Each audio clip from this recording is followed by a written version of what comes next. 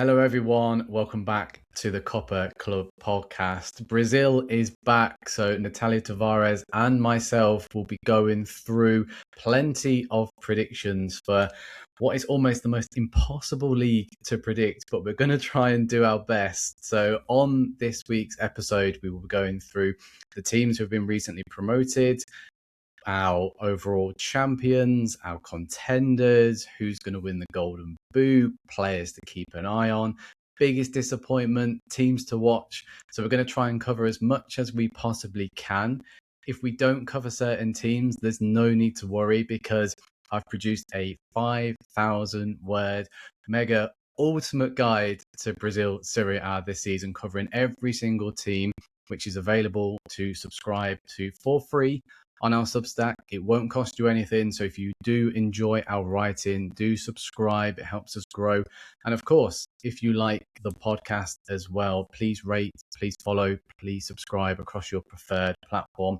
It doesn't cost you anything, but it helps us to continue sitting in front of the microphone and talking about South American football, in particular Brazilian football. So of course, Nathalia Tavares is here to talk all about these teams and more on this bumper episode. So we're going to kickstart and get straight into it.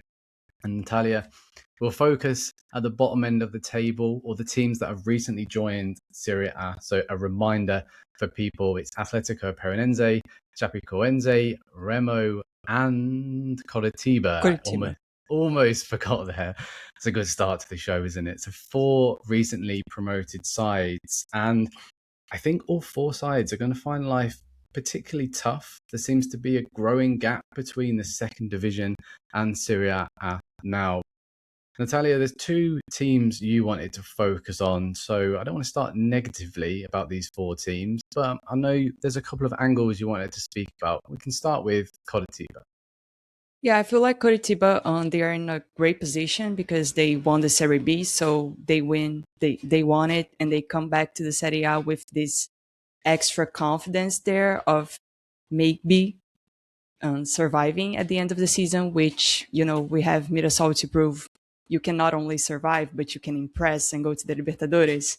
This is why it's so hard to speak on the Brazilian league and Brazilian football in general, because everything can happen. But Curitiba comes with that extra confidence and actually comes with a great manager. Let's put it that way, in Fernando Seabra, who had some interesting stints in 2 big clubs in Serie A, which were Cruzeiro and Bragantino. He did have his bad moments there, especially at Bragantino, but still, it's a manager that's proven in the elite of Brazilian football. And Curitiba is a big team. It's a very big team, and they should be fighting to stay in the Serie A, especially because Atletico just came up with them to the Serie A as well, and there's a big rivalry there, so there's that as well. And for Curitiba, I just wanted to point out as well a player that maybe some people wanted to keep an eye on, which is Joaquim La Vega. He's on loan from Fluminense. I was quite surprised that they didn't give him much game time, but I feel like this loan is very good. He's a very, very creative midfielder, plays in the wing as well, mostly left wing as well, which is where he's been playing at the start of the season because he's getting back on track and everything. New team, new reality, starting to play more and more in the Brazilian Serie A or in the Brazilian football in a bigger context, because we're still playing the estaduais as well. So I feel like Curitiba has a great squad as well, given that their reality, of being promoted. And as I said, it's a big team. And I feel like given the squad, given the manager, they have everything, to be on a threshold of aiming for bigger things. For example, a Sudamericana spot, which basically everyone gets in Brazil. So, yeah. I feel like this is a team that we should be focusing on in terms of, I feel like they are my favorites to maybe maintain the position in the Serie A. But I also wanted to touch on Remo, which is a fun story. They are back in the Serie A after more than 30 years, if I'm not mistaken. And they are from the north of Brazil. So they are going to be the only team from their region of Brazil in the top flight this season. And it's been a while since we had a team from the north in the Serie A as well. So it's nice to see them coming back, especially because there's a rivalry with Paysandu, and Paysandu got relegated to the Serie C. So there's all that rivalry of you got relegated and I got promoted. And yeah, they went for someone very experienced in the Serie A, who is Marcos Braz, who was, Flamengo's footballing director for years and years. Since I feel like 2019, he was there. He left a couple of years ago, but this is a man who has proven that he knows how to work in the Serie A as well. There's still a lot of work to do in terms of squad building to, make it competitive for the Serie A, but at the moment they have this great mix of experienced players who are probably, you know, more towards surviving than, competing for spots in the Libertadores, the Americana. And I feel like that's okay. You got to work with your reality. And they have also one thing that's very cool. That's because they are the only team in the north of Brazil that's going to play in the Serie A. There's going to be a lot of traveling for them, and that's always something great to see. I mean, it's great to see because there's a difference, and you get fans in other places in other parts of Brazil to get in touch with more teams.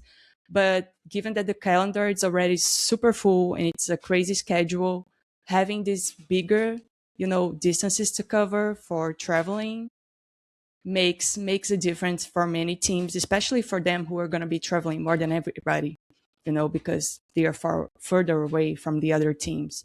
So those are the two teams that I want to touch. Yeah, I think I agree with you. I think the traveling it works one of two ways, so we'll have to wait and see there. I think it's really interesting that they come into this with a new manager as well. Those who have been following international football will know all about Juan Carlos Osorio, who's managed Mexico, Paraguay, and has experience in this league with Sao Paulo.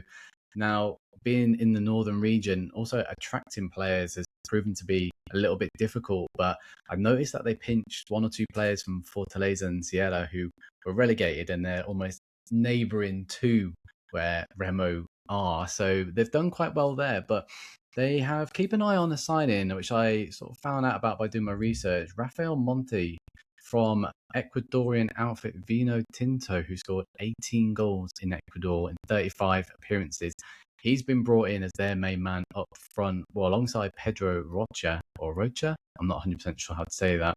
Correct me if I'm wrong. Yeah, that's okay. Yeah. That's okay. He Yeah. scored plenty of goals in Serie B last season, so they've got an eye for a couple of confident strikers. It'll be interesting to see how they cope at that level.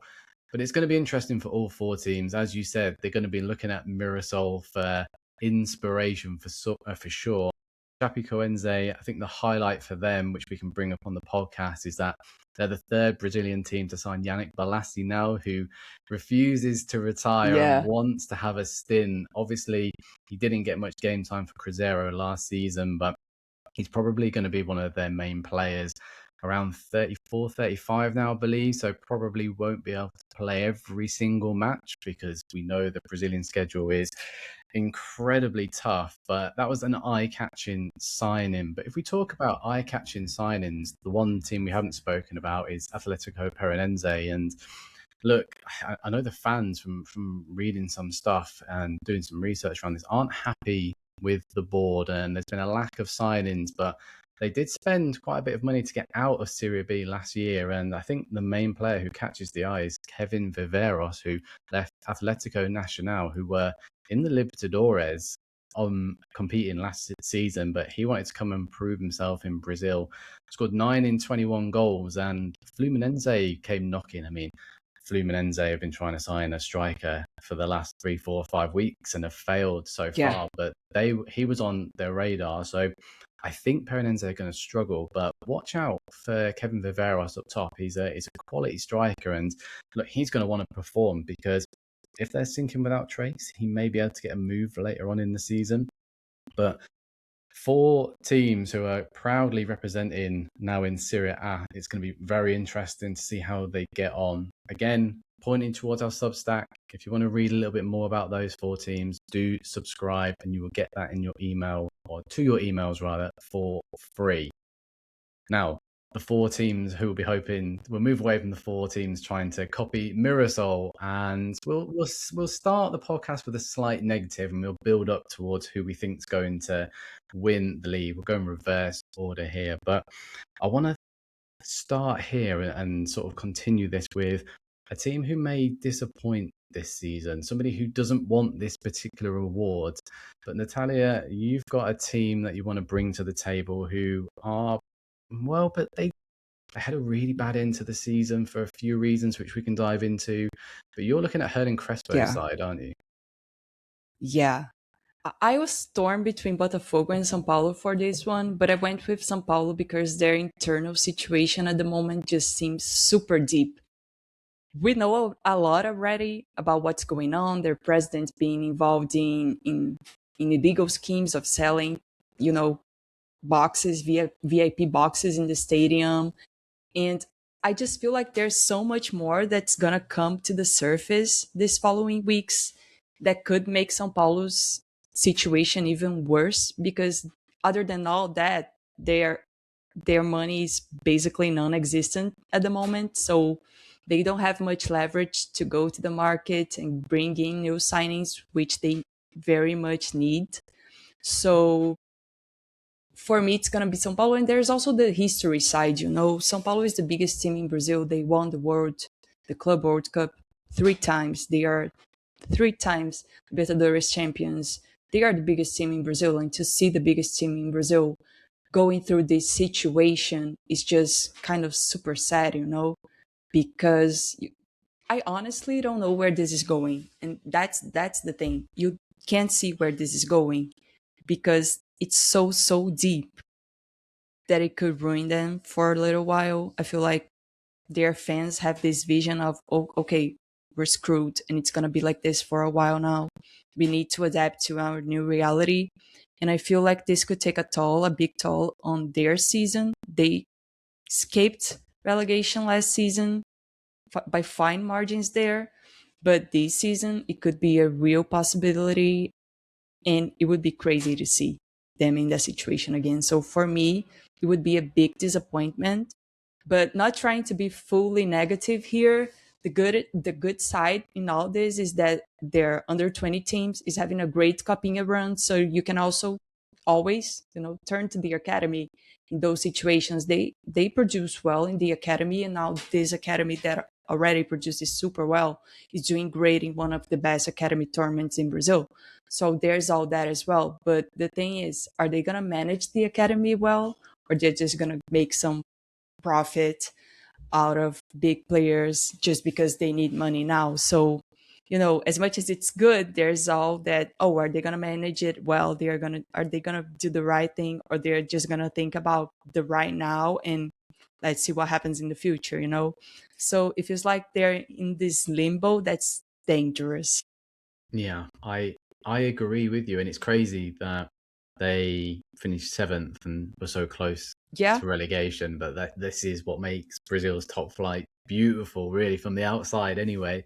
But I think it's really important there, as you've touched on, with lack of funds, lack of players that have come in. Obviously, they've got Daniel Zinho from Mirasol on a free transfer, which I think is an excellent pickup. But aside from him, I mean, they made the transfers from River Plate for Enzo Diaz and Gonzalo Tapia permanent. Are they good enough for this level?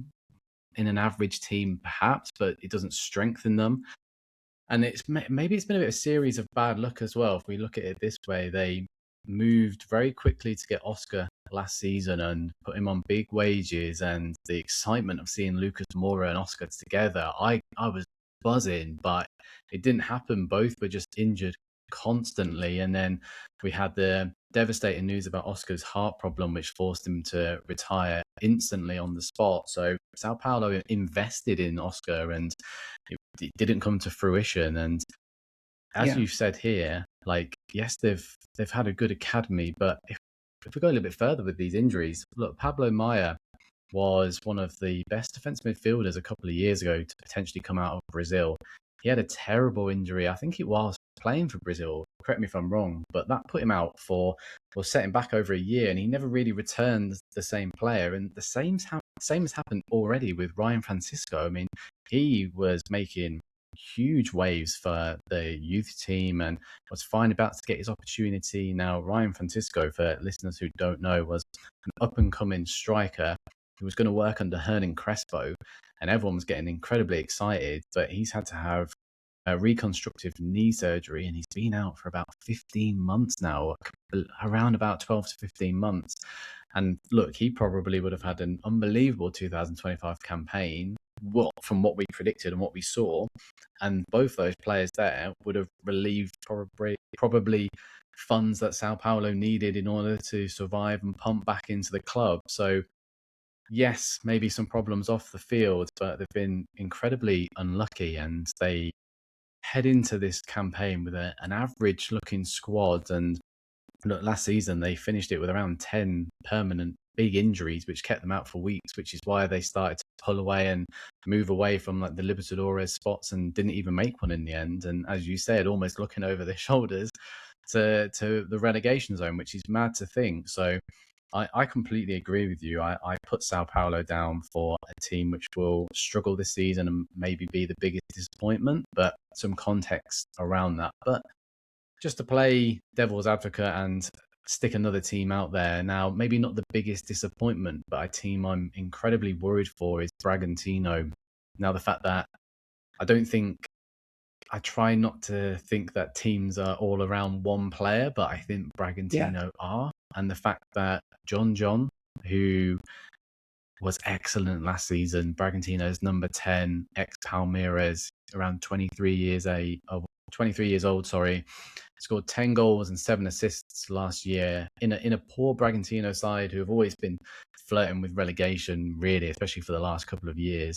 Now, he started excellently in the Paulista, 3 goals in 2 matches. But as what happens with a lot of Brazilian talent, Russia have come calling. Zenit have apparently or rumored to have completed a 20 million euro deal to sign him. And now taking him out of the equation, I think they're going to really struggle to replace him. I don't know who they're going to convince to fill that spot. And it's a real shame, because I thought if he did stay at Bragantino and had another solid 6 to 12 months, a European team would come calling and we'd see him play outside of Russia.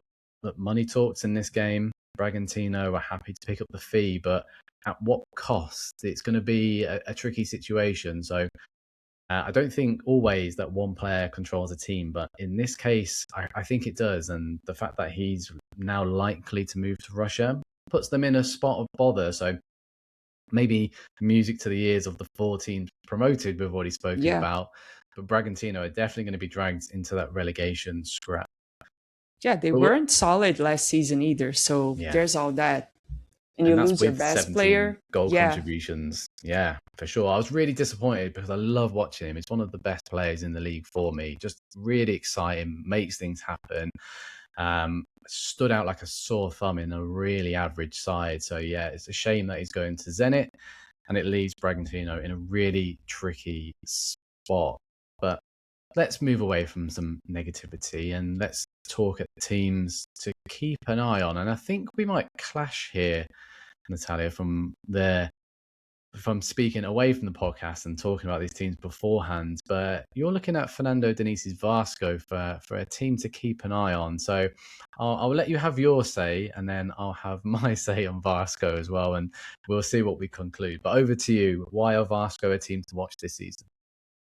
Yeah, Vasco is always super fun because there's always super excitement about, from their fan side about the squad they're building. That's one of the best squads in the country. And somehow they always find themselves fighting against relegation.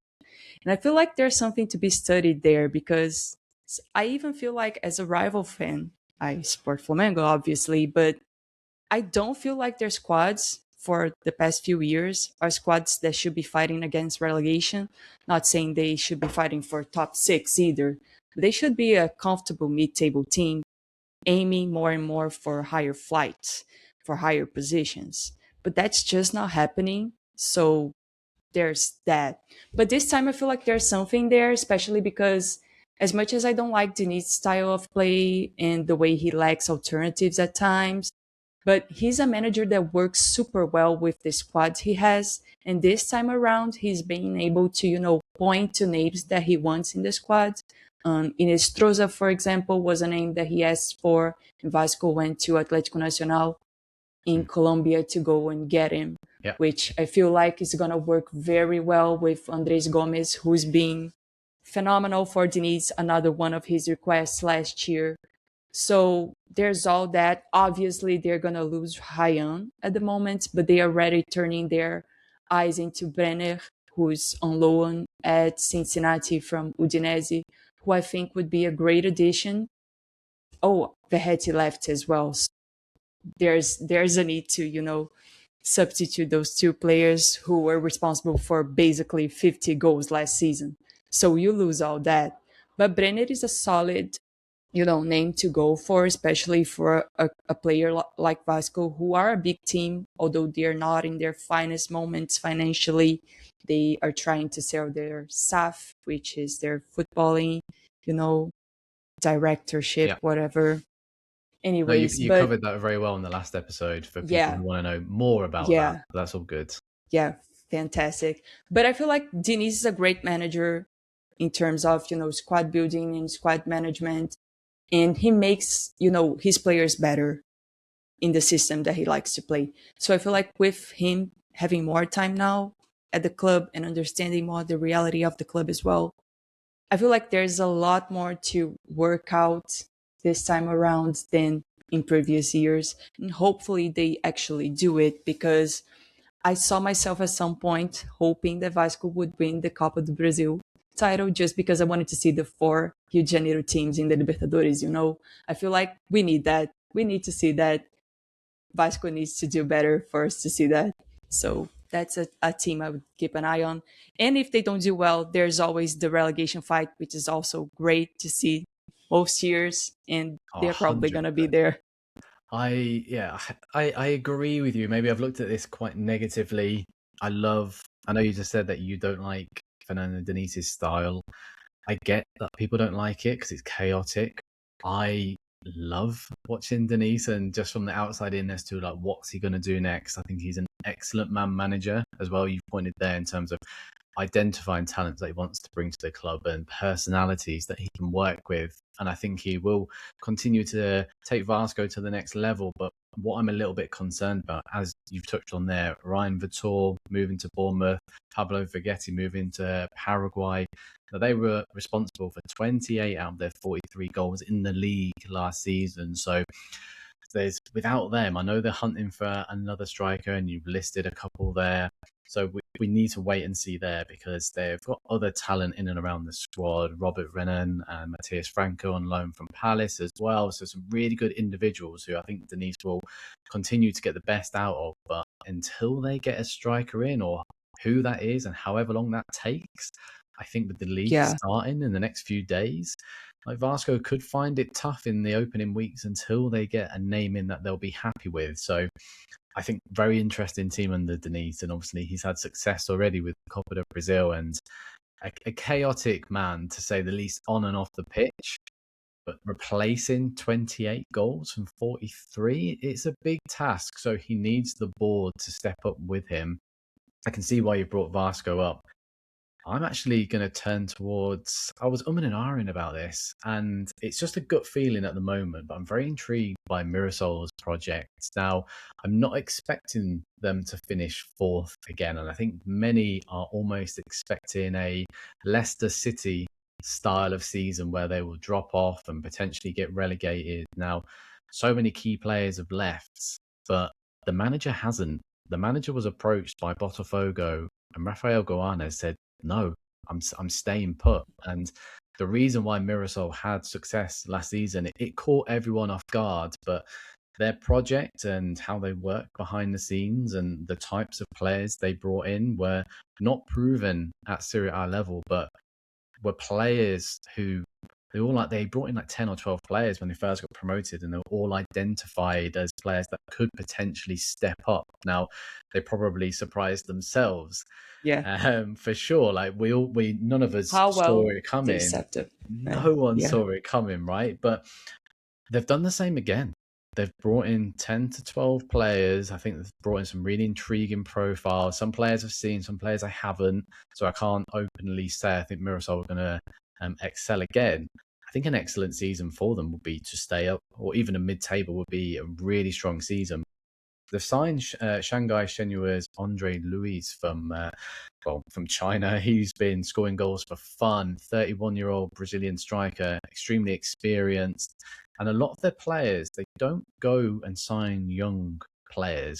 And people may see that as a red flag, but they sign players between the age of, like, say, 26 to 30 as an average, experienced players who aren't going to go into hiding and still maybe never got the opportunity to go to a big club earlier. But the club just knows how to identify players that haven't cost a lot of money. They've only spent 2 or 3 million euros as well in this market, but managed to get key players in, even though a lot of players have left. So I think it's going to be really interesting. But I think a successful season is for them to stay up.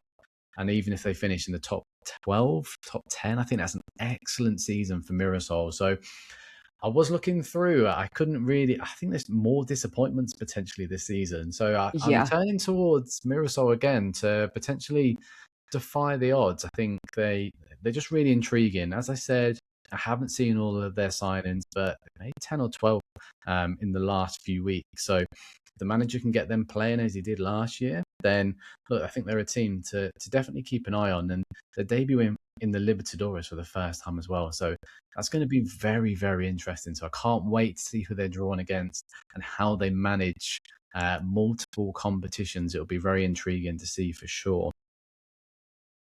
Let's move across to a team that we definitely agree on, and a team I'm really excited to see this year. We want to talk about a team potentially who's going to sneak into the top six this time round. And we have both brought Gremio to the table. Natalia, the floor is yours. Talk to me why you like Gremio, and then I'll add in a little bit extra once you have finished. Yeah, I just feel like they had a great run in the end of the last season. So I feel like they come in with confidence, much like Curitiba, being champions, coming with confidence. And Grêmio is a super big team as well. And I guess they are finally, trying to rearrange things internally and go for a better direction. That's why they change managers. Luis Castro has come on. He's kind of a bit, you don't know where he goes because he's kind of unpredictable at times. But I feel like it's an experienced name to guide a project to, be more solid in the national and international setup. And Grêmio have also a good mix for me in the squad of very experienced players and very young academy players that are coming through the academy ranks, just like Gabriel Mack, for example. And for me, this is pretty exciting because it just shows that they're, also worried about their future, and also both in terms of footballing, because those players can have an impact on the club at the moment or in the future, as long as they stay, obviously, but also it brings revenue if they are sold. And this is something they need at the moment as well. So for me, Grêmio comes in a great position to, be better than they were last season and push for a top six. And I feel like this squad is being built for it. The way they are doing things at the club. And for me, a player that I would keep an eye on is Carlos Vinicius, who was fantastic at the end of last season.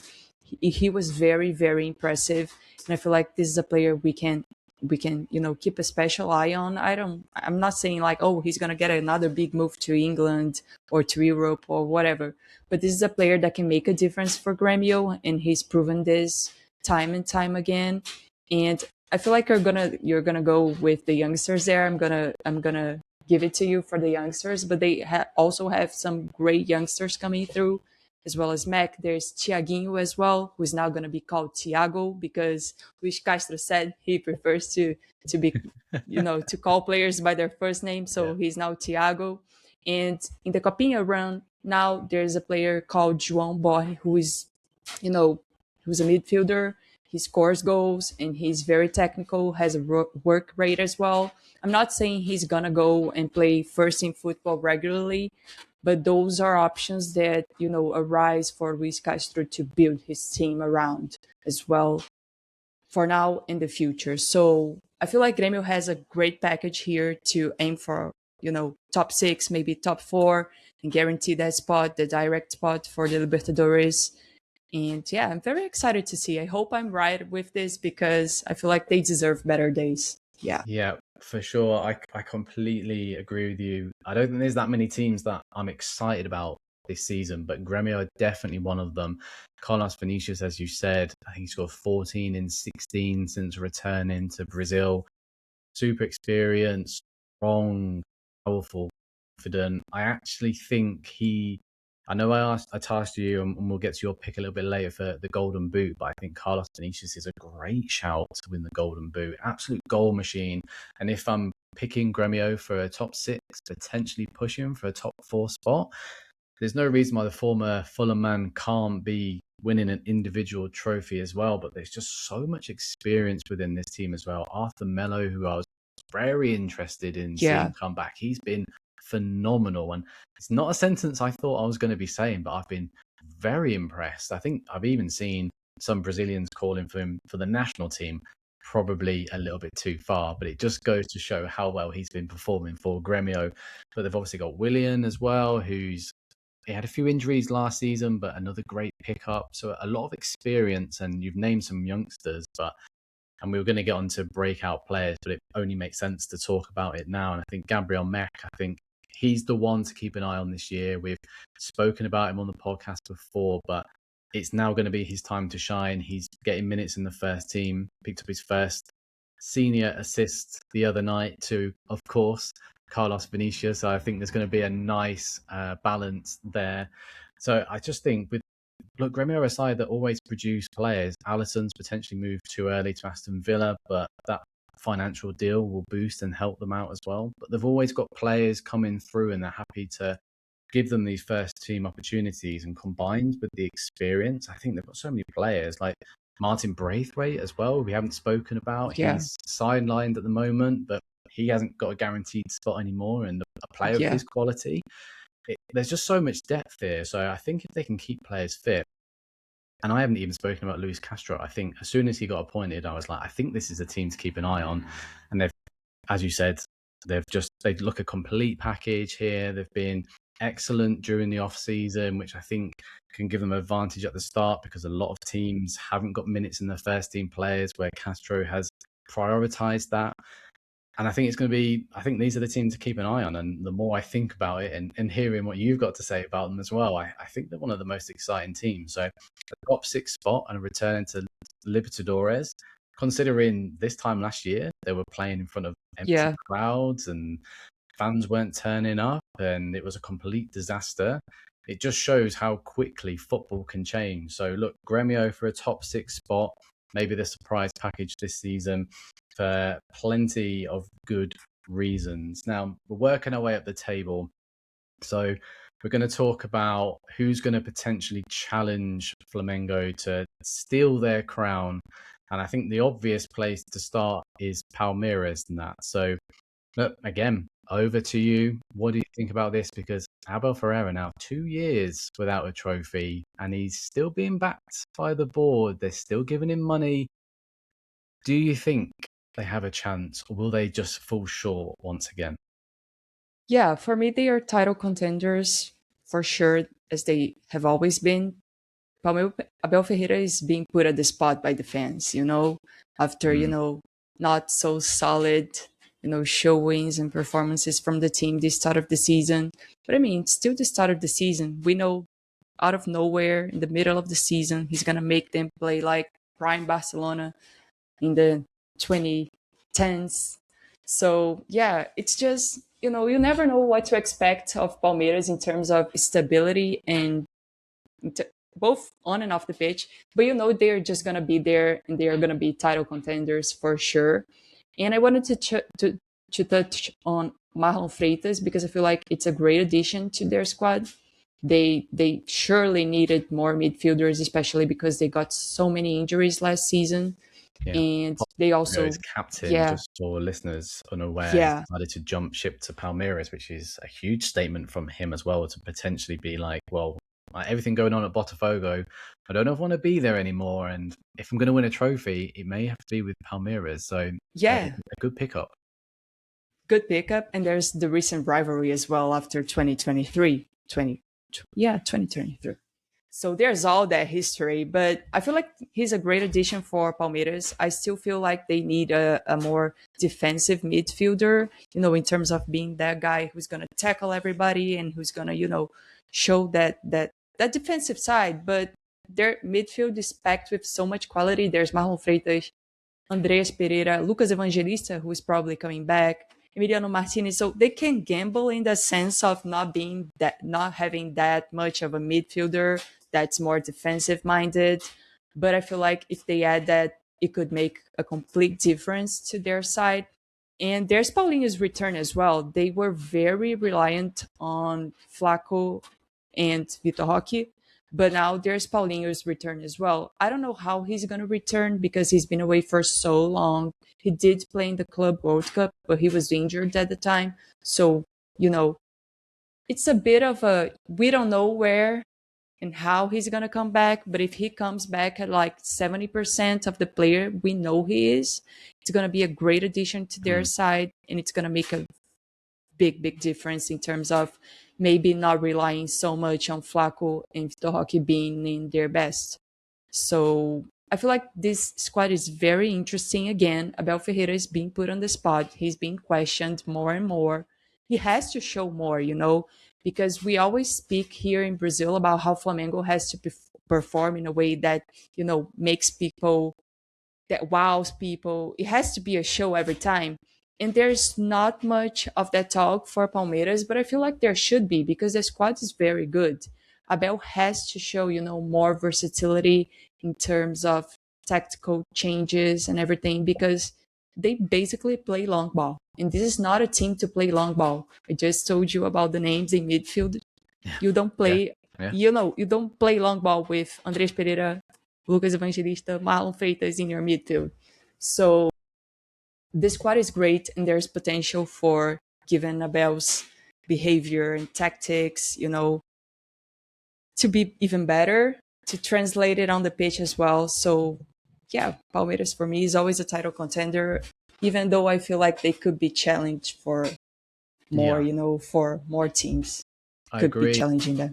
I agree. I think they were so disappointing last season. They weren't a Palmeiras team, a fun team to watch anyway, from a neutral point of view. Often frustrated, as you said, a lot of long ball. So yes, reached the Libertadores final and were second in the league, but I think there was only 3 or 4 teams last year who were strong anyway.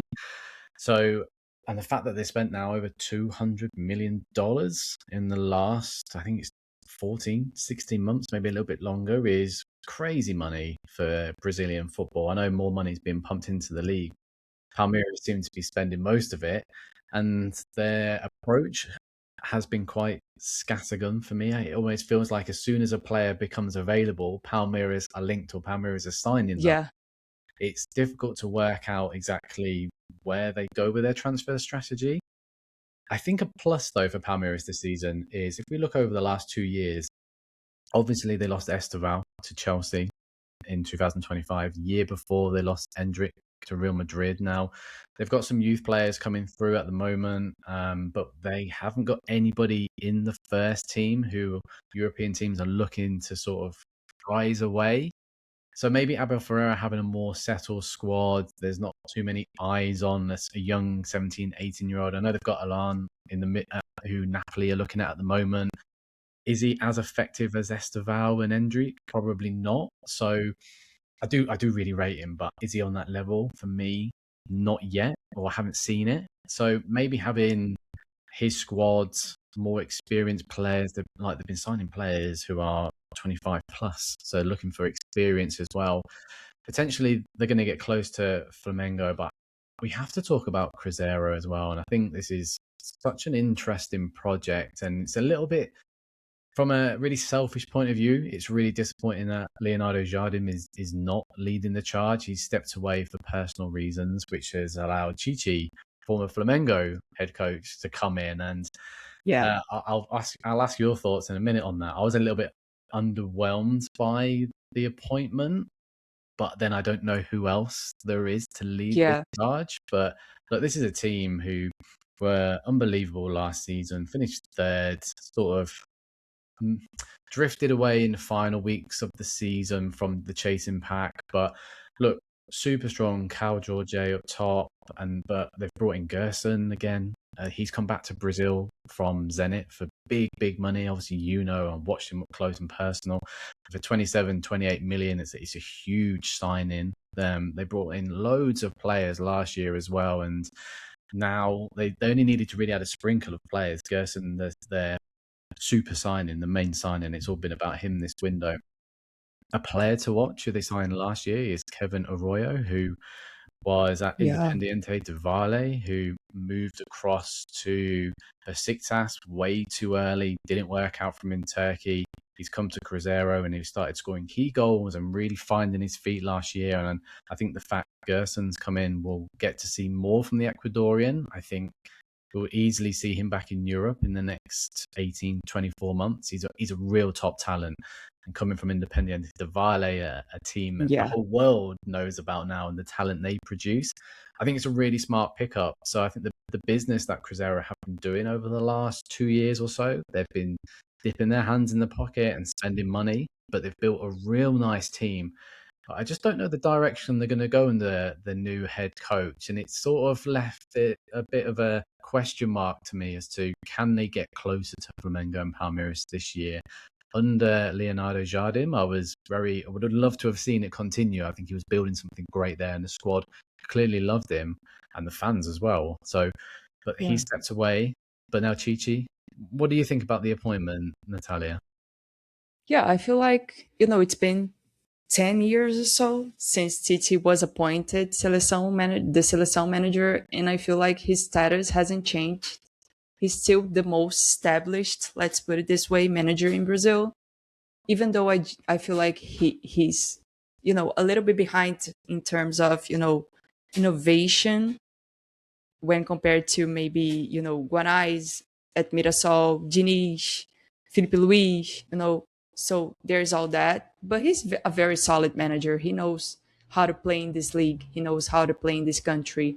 And I feel like Cruzeiro are just betting on stability, because as much as they had a great time with Jardim there, Leonardo Jardim, he wasn't much stable in terms of there were always talks of him leaving because he wasn't adapting to Brazilian football, to the Brazilian schedule. For people who are far away, they may not understand, but this is a big country. There's a lot of traveling. There's a lot of traveling, short spaces and times and everything. So, I mean, not in short spaces. The distances are long, but the time to travel are super reduced. And it's very packed. It's a very packed schedule. And for managers who come from abroad, it's not always easy to, establish themselves in this reality we have in Brazil. Whereas Titi has done it for Flamengo, for Corinthians, and even for the Seleção. He was traveling around Brazil to check on players. So he knows this reality so well. And I feel like they are looking for stability in this sense more than, being having a manager that is going to put a team to that's going to make the team put on a show for their fans every game. And since we're speaking about the squad as well of Cruzeiro, I just wanted to point Neiser Villarreal, who I think is going to be who's a pretty Yes. good candidate to be a breakout player. He came on a free transfer from Millonarios. He impressed last year in the U20 Sudamericano. I feel like he's a great attacker. He can play anywhere in the front three there, although he plays mostly as center forward or right winger. But he's super great. He's got pace. He can move to find space in the box and runs in behind the defense. He's very quick with his feet, so he's very good in tight spaces. He can dribble super well. He has a problem with decision making, like most young players and everything. But his work rate is fantastic. He's high. He's physical. He's got a great body. He can use his body to his advantage. Mm. And I feel like, Cruzeiro has to not be so reliable at on Caio Jorge. So I feel like Villarreal is this, they have similar profiles in terms of being a striker that's more mobile and versatile. But I feel like he brings in, it's another name, it's a different name, and he can, share the tasks with Caio Jorge there. And I feel like Titi, who is not afraid to play with two strikers at time as well, he can benefit from Villarreal coming in. And, we may be seeing him move to Europe finally in the next year or months or so. But he's a name that's been very impressive in the youth setups for Colombia and everything. So I'm glad that he didn't move to Europe at the moment and that he's here in Brazil. I feel like it's a good league, to come from Colombia to Brazil. It's a great step for him at a nice time of his career. And he's going to have to do a lot to establish himself because, Caio Jorge is there and there are other options for attack. Matheus Pereira, Kenny Arroyo, they have established options for attack and attacking midfield there. But I feel like Nazer is a name that can establish himself and help Cruzeiro, not be so reliant on Caio Jorge, which is always great to not have only one player scoring all your goals. Yeah, because it's so difficult to go back to back scoring 20 goals. He needs that support. And the fact that it's a replacement on Yannick Balassi, really, it's quite the upgrades. I think it's a good move, and like how Cruzeiro usually line up anyway before this managerial change is very much focused on giving wingers or attacking players that fluidity and that opportunity. So it seems like the right environment. So yeah, look, Cruzeiro, I'm cautiously optimistic. I think they're the team who are going to get closest to Palmeiras and now potentially Flamengo, which leaves us to who we probably both agree will be the champions once more. Obviously, there's a little bit of bias from you, Natalia. I'm only Fingers crossed. joking. But they look strong, and I think the fact that Felipe Luis is staying for now is maybe the cherry on top, as we say. But it all depends maybe on if he sticks around for the entirety of the campaign. Do you think that he will have that loyalty, or do you think that he'll be lured away? Yeah, I think he's gonna stay because he needs more experience to manage in Europe. It's not only about him needing it just for the sake of it. He needs it to be able to manage in Europe. So he's gonna have to stay at least to the end of the season. I feel like he's waiting for the Atletico Madrid move. Not gonna lie, I feel like he's waiting for it. So as long as Simeone is there, I feel like Flamengo fans can just say, okay, he's staying. But the thing about Flamengo, for me, they are tackling key areas for improvement. They brought on Vitão from Internacional. They got Andrew as a new goalkeeper as well. So that brings more, the squad is deeper in quality and in options and everything. But the thing is for Flamengo and for everybody is about managing the schedule because there's going to be a lot of competitions. There's going to be a World Cup in the middle of the season as well. So the schedule is going to be it has to be well managed, and the players have to stay healthy. Flamengo did deal with a few injuries, but they were, they did kind of affect the on the pitch situation and everything, but they were, manageable to the state of the squad had some ready players to step up and play whenever needed.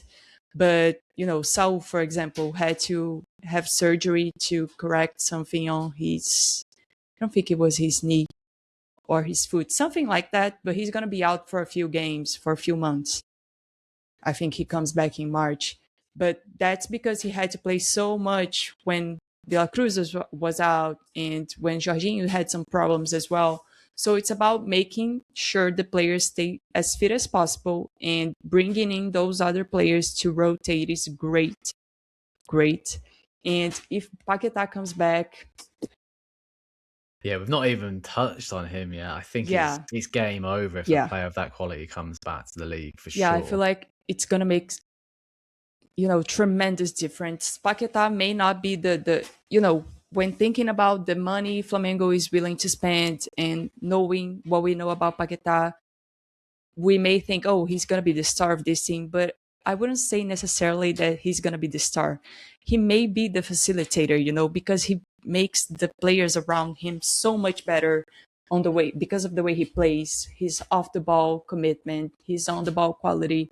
So I feel like Paquetá coming in just makes a huge difference. And if Flamengo can get a center forward to, share minutes and provide depth for Pedro as well, it puts them definitely in an even better position to Why defend do you this think? title.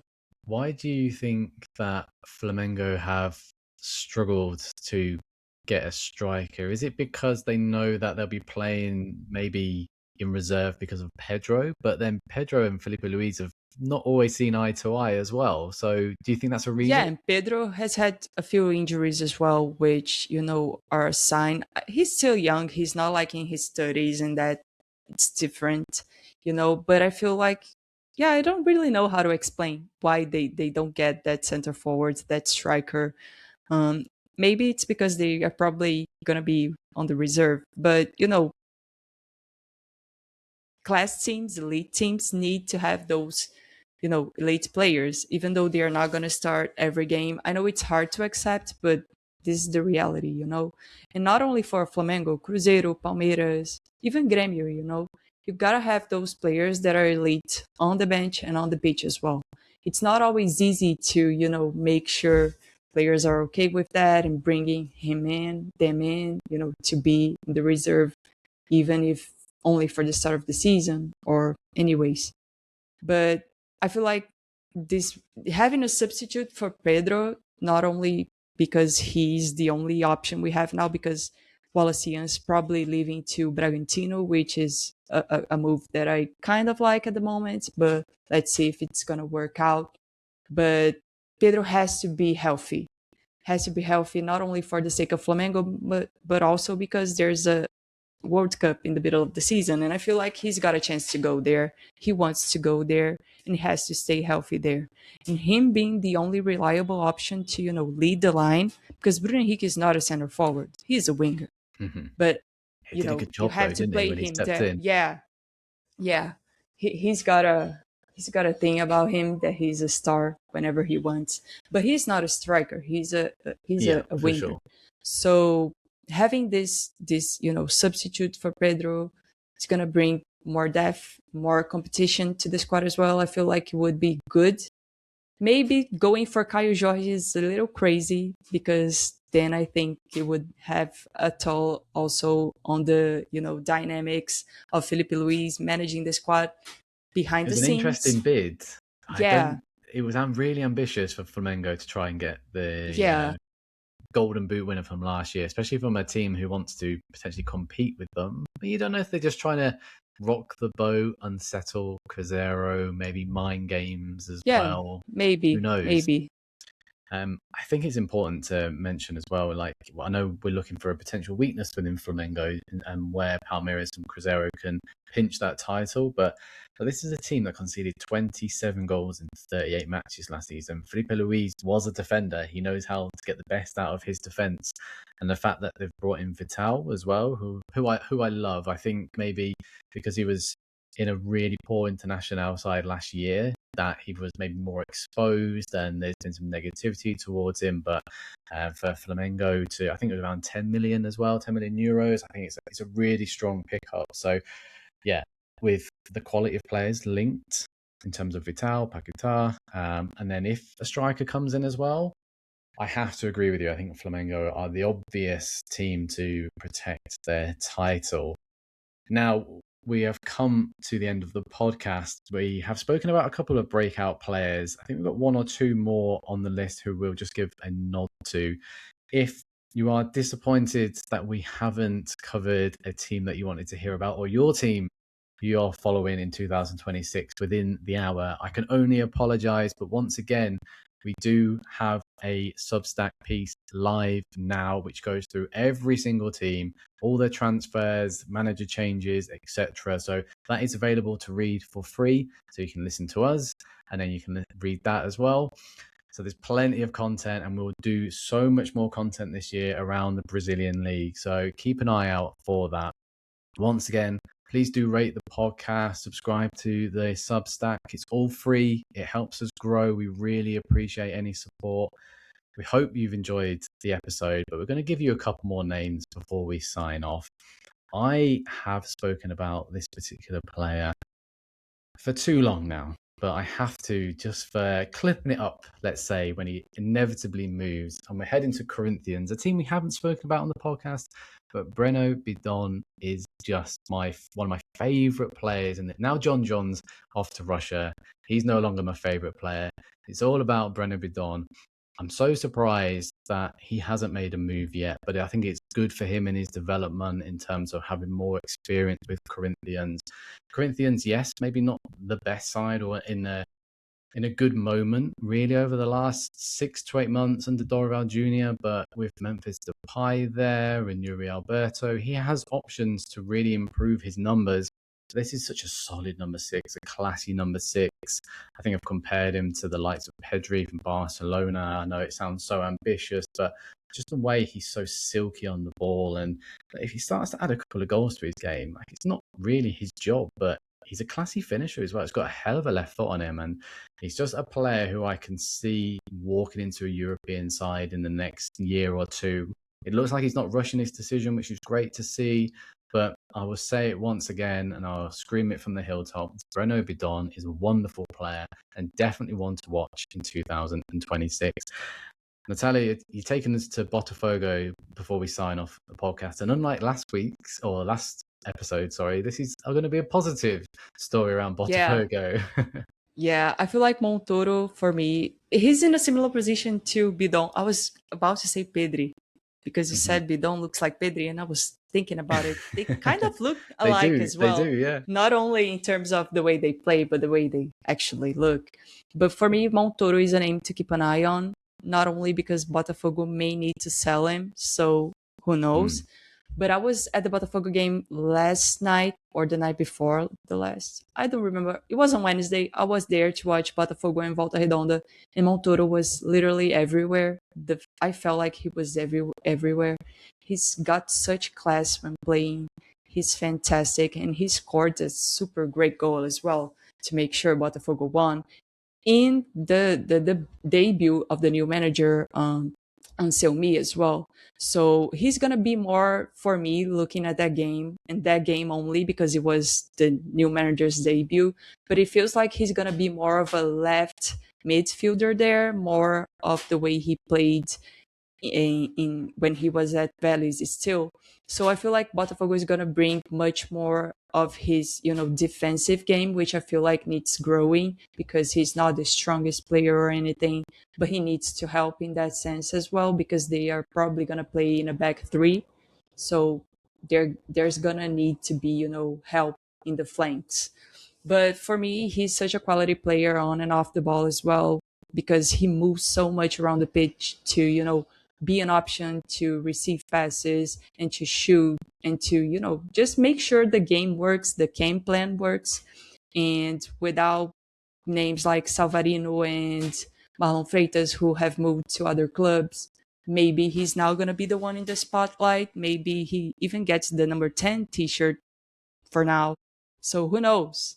I feel like Montoro is going to be the star of Botafogo, at least for this first half of the season, because I don't see him leaving, and I hope he doesn't leave because this step in Brazilian football is an important step for players that come from other leagues. It's a competitive league.